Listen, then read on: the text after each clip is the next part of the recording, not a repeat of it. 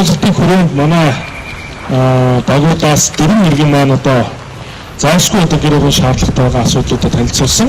За энэ асуудлуудыг бүхэн бас ярилцаж цагаан сарын одоо шийдвэрлэнэ гэдэг одоо асуудлыг тавьсны үндсээр бид ярилцаж энэхүү дөрвөн айлдаа өргөн цагийг болгохоор болсон байгаамаа. За бид бүхэн цаашдаа бас энэ иргэдтэй уулзсан асуудлуудыг тулгуурласан ажлын төлөвлөгөө гаргаж тодорхой хэмжээний хөрөнгө оруулалтын ажлуудыг бас хийж зохион байгуулалт гэдэг юм төсөл илэрхийлээ.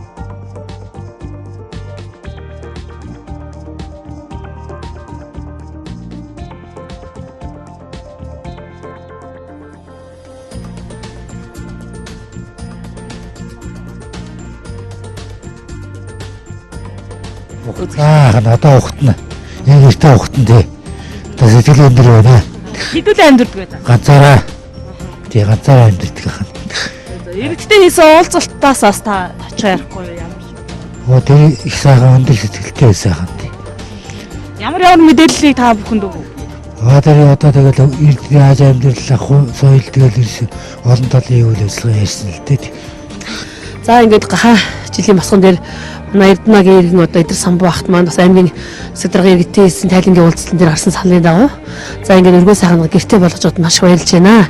За манай энэ Идэр самбуу ах бол одоо ганц бие амьдэрдэг. За ингээд олон жил орон гэргүй байсан. Иргэний маань асуудлыг шийдвэрлэж өгсөн Орхон аймгийн дараад Батлаа дараад одоо түүний тамгын газрын хамталанд маш их баярлалаа. Одоо мөн манай Эрдэнэгийн одоо 104 настай хамгийн ахмад иргэн Ламсрангууд маань бас шашны босгон дээр маань аймгийн одоо Орхон аймгийн дарга түүний тамгын газар мөн иргэдийн хурлаас одоо бас мөнгөн урамшуулах одоо шийдвэрлэхээр ажиллаж байгаа юм байлаа. Тэгээ энэ олон одоо энэ мэт олон ажлууд зохион байгуулж байгаа одоо удирдлагуудаа маш баярлж байна. Энийхээ өмнөөс